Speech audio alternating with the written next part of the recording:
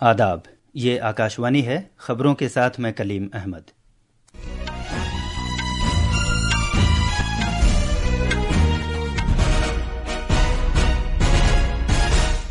وزیر اعظم نریندر مودی گجرات کے جوناگڑھ میں ساسن کے مقام پر شری سومناتھ ٹرسٹ کی میٹنگ کی صدارت کریں گے۔ وزیر اعظم نے جام نگر میں مویشیوں کو بچانے سے متعلق مرکز ونتارا کا دورہ کیا۔ وزیر داخلہ امت شاہ نے ملک سے منشیات کے خاتمے کے لیے منشیات کے اسمگلروں کے خلاف کارروائی تیز کرنے کا عہد کیا ہے۔ انتخابی کمیشن نے وضاحت کی ہے کہ فوٹو والے ووٹر شناختی کارڈز میں ایک جیسے نمبر ہونے کا مطلب فرضی ووٹر نہیں ہے۔ کمیشن نے رجسٹرڈ رائے دہندگان کو منفرد شناختی کارڈ نمبر الاٹ کرنے کو یقینی بنانے کا فیصلہ کیا ہے۔ یوکرین کے صدر زیلنسکی نے صدر ٹرمپ کے ساتھ بحث و تکرار کے ایک دن بعد اپنے ملک کے لیے امریکی مدد کو اہمیت کے حامل قرار دیا ہے۔ انہوں نے یوکرین کی دفاعی صلاحیت کو بڑھانے کی خاطر برطانیہ کے ساتھ $2.84 کے قرض کے معاہدے پر دستخط کیے ہیں۔ اور ICC چیمپئنز ٹرافی کرکٹ میں دبئی میں اب سے کچھ دیر بعد گروپ مرحلے کے آخری میچ میں بھارت کا مقابلہ نیوزی لینڈ سے ہونے والا ہے۔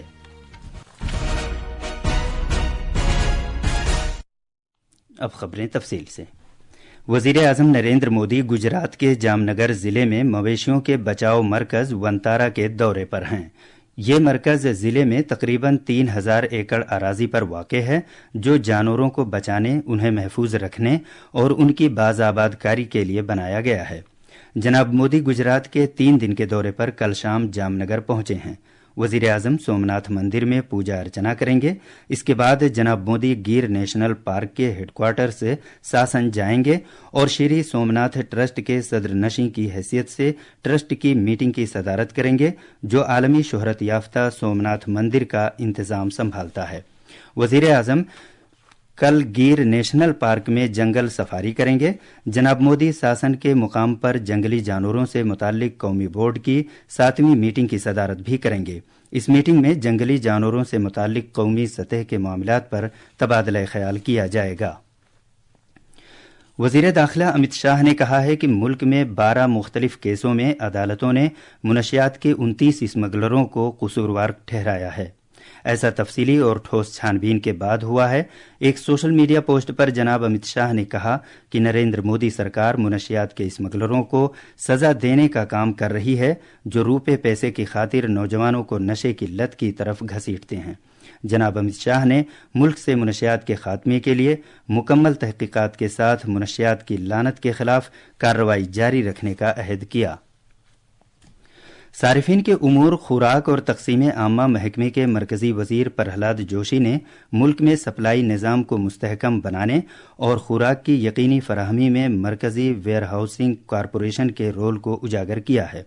نئی دلی میں سینٹرل ویئر ہاؤسنگ کارپوریشن کے 69ویں یوم تاسیس کے موقع پر ایک ویڈیو پیغام میں انہوں نے کہا کہ مذکورہ ادارے نے مالی سال 2023-24 کے دوران 21 لاکھ مربع فٹ سے زیادہ غذائی اجناس کے اسٹوریج کی اضافی گنجائش پیدا کر کے قابل تحسین کوششیں کی ہیں۔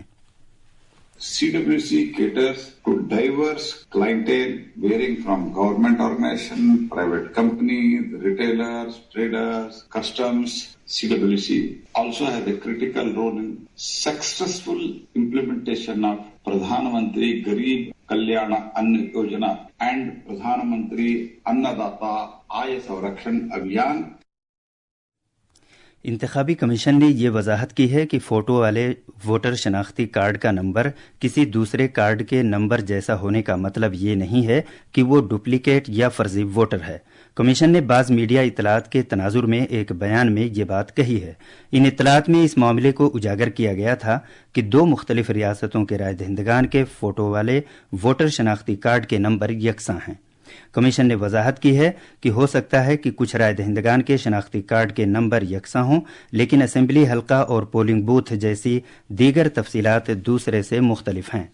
چناؤ کمیشن نے کہا ہے کہ ووٹرز کا ڈیٹا بیس ایرونیٹ پلیٹ فارم پر منتقل کیے جانے سے قبل ایک غیر مرکوز اور مینول طریقہ کار اپنائے جانے کی وجہ سے مختلف ریاستوں اور مرکز کے زیر انتظام علاقوں کے کچھ رائے دہندگان کو فوٹو والے ووٹر شناختی کارڈ کے ایک جیسے نمبر الاٹ ہوئے تھے۔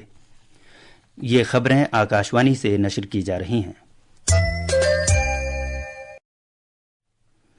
उत्तराखंड में चमोली जिले के माना गांव में बर्फ के तोदे खिसकने की वजह से बीआरओ कैंप में फंसे हुए कारकुनों में से अब तक 51 कारकुनों को बर्फ से बाहर निकाल लिया गया है।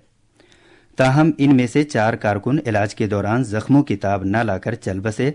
बकिया 4 कारकुनों की तलाश का काम जाए हादसे पर जारी है।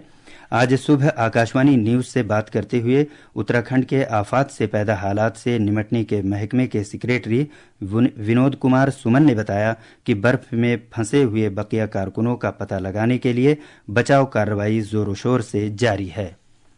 विभिन्न राहत एजेंसियों जिसमें सेना, आईटीबीपी, बीआरओ, आपदा प्रबंधन विभाग, जिला प्रशासन, पुलिस, एनडीआरएफ, एसडीआरएफ, स्वास्थ्य विभाग और कई एजेंसियों के सहयोग से हम लोगों ने रेस्क्यू अभियान चलाया। कुल 55 लोग इसमें फंसे हुए थे, जिसमें से अब तक हम लोग 51 को निकाल चुके हैं, जिसमें से 4 की डेथ भी हुई है और 4 लोग अभी भी खोज रहे हैं। हम लोग 6 से 7 फीट बर्फ वहाँ है, इसके बावजूद वहाँ लगातार सर्च अभियान चलाया जा रहा है। इसके लिए दिल्ली से जीपीआर बनाया गया है, ग्राउंड पेनिट्रेशन रडार होता है वो लगाया गया है और उसके साथ विक्टिम लोकेशन कैमरा और थर्मल इमेजिंग कैमरा भी आज भेजा गया है।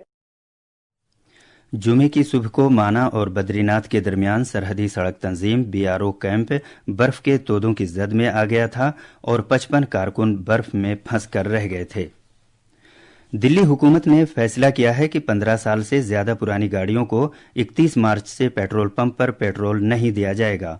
कौमी राजधानी में फिजाई आलूदगी की सतह पर काबू पाने की कोशिश के तौर पर दिल्ली हुकूमत ने यह फैसला किया है। दिल्ली के वजीर माहौलियात मनजिंदर सिंह सिरसा ने फिजाई आलूदगी के मामले पर अफसरान के साथ हुई मीटिंग के बाद आलूदगी पर काबू पाने से मुताल्लिक कई इकदामात का ऐलान किया।